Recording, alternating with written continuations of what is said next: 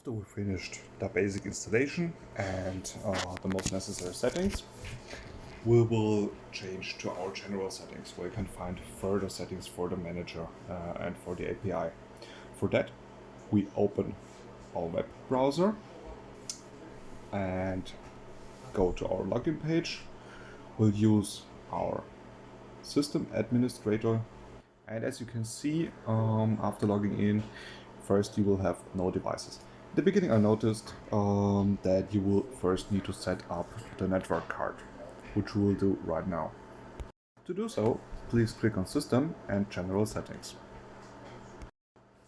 As a first entry, you will see the possibility to change your network interface. Click on this button and choose your network interface, which is connected to the KVM network. Please don't forget to save your settings now. So now you can see I have a small test setup here, which consists of 3 remote units and some local units. And you also can see the names the devices have, if they already have names.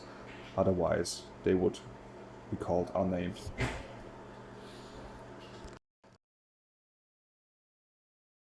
As a next step, you can choose to activate or inactivate our user system and also to change the logout time. The standard logout time is 5 minutes, so you have to log in again after 5 minutes.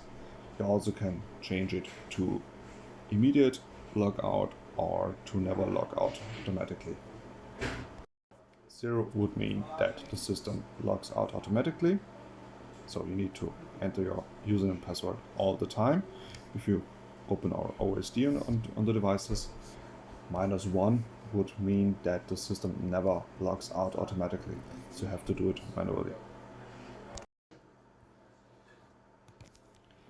The next options are Restore Last Connection, USB HID share mode, and USB 2.0 share mode. The first option, Restore Last Connection, is pretty simple. It means that if you have a power loss on your system, or if you disconnect a device and reconnect it, it will automatically connect to the last known device. So if you want to make sure that the system always boots up with the previous connections, activate Restore Last Connections. If you don't want to use it, just uncheck it.